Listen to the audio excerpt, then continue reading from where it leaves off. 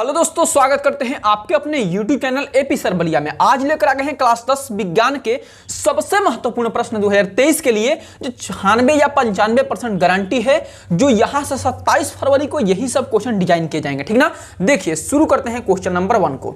दिया है प्रश्न नंबर पहला कि जब लोहे की किल को कॉपर सल्फेट के बिलियन में डुबोया जाता है तो बिलियन का रंग क्यों बदल जाता है। ठीक ना, उत्तर लगाकर लिखना है आप लोग को कि लोहा कॉपर की अपेक्षा, आप लोग को केवल समझना है ठीक, कि लोहा कॉपर की अपेक्षा अधिक क्रियाशील तत्व है, इसीलिए यह कॉपर सल्फेट विलयन में से कॉपर को विस्थापित कर देता है। सिंपल सा समझिए कि लोहा कॉपर की अपेक्षा अधिक क्रियाशील तत्व है, इसीलिए यह कॉपर सल्फेट विलयन में से कॉपर को विस्थापित कर देता है। याद नहीं करना है, हम बता रहे हैं।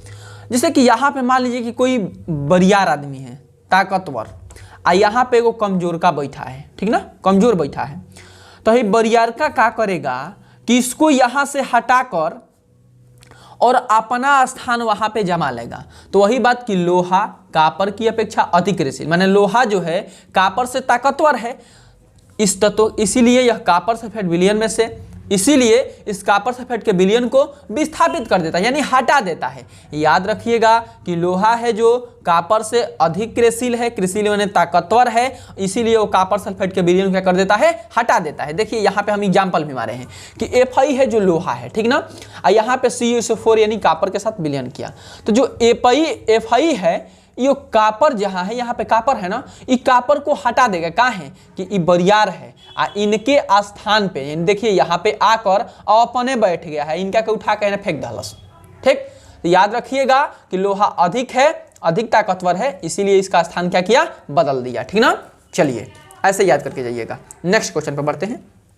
अगला नंबर क्वेश्चन है कि रासायनिक समीकरण देते हुए सल्फर डाइऑक्साइड SO2 को एक अपचायक गुण समझाइए। सल्फर डाइऑक्साइड का फॉर्मूला होता है SO2, ठीक ना। देखिए यहाँ पे रासायनिक समीकरण देते हुए यहाँ पे SO2 हो गया, SO2 हो गया, और यहाँ पे जल हो गया। एक कोई भी हम क्या ले लिए, Cl2 यानी कोई भी एक विलयन ले लिए और इसमें मिलाए, तो क्या होता है कि जो यहाँ पे Cl के साथ H2O मिल जाता है। ठीक, क्या होता है, यहाँ पे SO जो है, SO है, यहाँ पे SO2 और 2H2O दोनों मिलकर यहाँ पे H2SO4 बनाते हैं और HCl क्या हो जाता है, अकेला हो जाता है। ठीक ना, चलिए अगले टॉपिक पे चलते हैं। प्रश्न नंबर तीसरा है कि उदासीनीकरण अभिक्रिया क्या है, 2 उदाहरण देकर समझाइए। उदासीनीकरण देखिए, अम्ल एवं क्षार की अभिक्रिया के परिणाम स्वरूप लवण एवं जल बनता है, इस अभिक्रिया को उदासीनीकरण अभिक्रिया कहते हैं। नहीं याद हो रहा है, हमसे समझिए, कहाँ परेशान हो रहे हैं कि अम्ल और क्षार को आपस में मिलाते हैं तो जो लवण बनता है उसे उदासीनीकरण अभिक्रिया कहते हैं। फिर से एक बार कि अम्ल और क्षार को जब आपस में मिलाते हैं तो जो अभिक्रिया प्राप्त होता है उसे उदासीनीकरण अभिक्रिया कहते हैं। जैसे कि यहाँ पे देखिए NaOH क्या है, क्षार है, और HCl क्या है, अम्ल है। जब दोनों को मिलाए तो एक NaCl माने लवण बना, H2O माने जल बना। यानी कि याद रखिएगा कि अम्ल और क्षार को मिलाने पर लवण और जल बनता है, इसे उदासीनीकरण अभिक्रिया कहते हैं। इतना याद रखना है कि अम्ल और क्षार को आपस में मिलाने पर लवण एवं जल बनता है, उसे उदासीनीकरण अभिक्रिया कहते हैं। बहुत ईजी है, ठीक है ना। चलिए अगला नंबर क्वेश्चन कि कॉपर के 2 प्रमुख अयस्कों के नाम और सूत्र लिखिए। VBI क्वेश्चन है, ठीक ना, VBI। सल्फाइड अयस्क, पहला क्या हो गया, सल्फाइड अयस्क, और कॉपर ग्लांस, इसी का नाम है कॉपर ग्लांस, इसका सूत्र होता है Cu2S। दूसरा होता है ऑक्साइड अयस्क, इसी का नाम है क्यूपेराइट, इसी को बोलते हैं Cu2O। चलते हैं नेक्स्ट क्वेश्चन।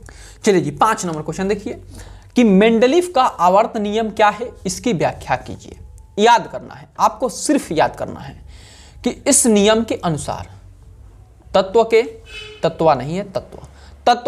भौतिक व रासायनिक गुण, उनके परमाणु भारों के आवर्ती फलन होता है। फिर से कि इस नियम के अनुसार तत्व के भौतिक व रासायनिक गुण, उनके परमाणु भारों के आवर्ती फलन होता है, अर्थात तत्वों के उनके परमाणु भारों के बदलते क्रम में रखने पर समान गुण तत्वों के एक नियमित अंतराल के बाद आते हैं।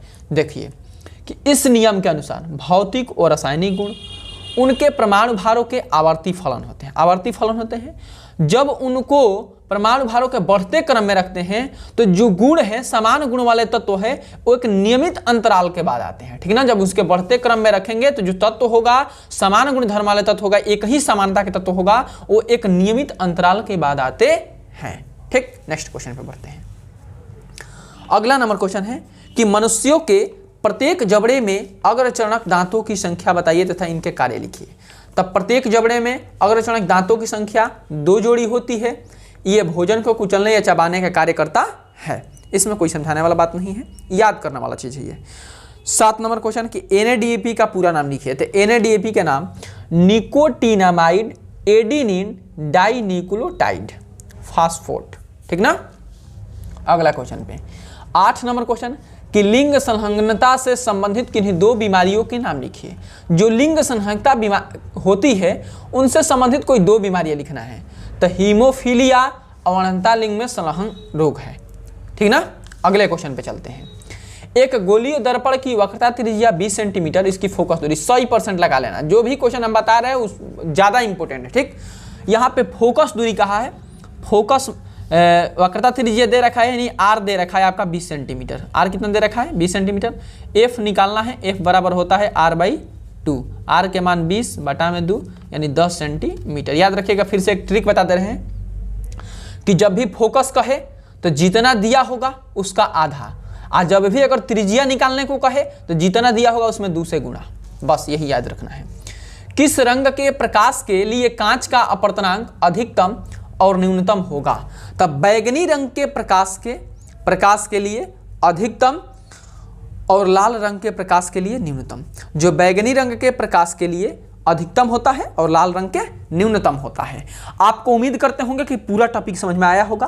तो इतना चैनल को फैला दीजिए, इतने अपने दोस्तों के साथ शेयर कीजिए ताकि इस चैनल के बारे में सब लोग लाभ उठा सके। मिलते हैं आपसे नेक्स्ट वीडियो में।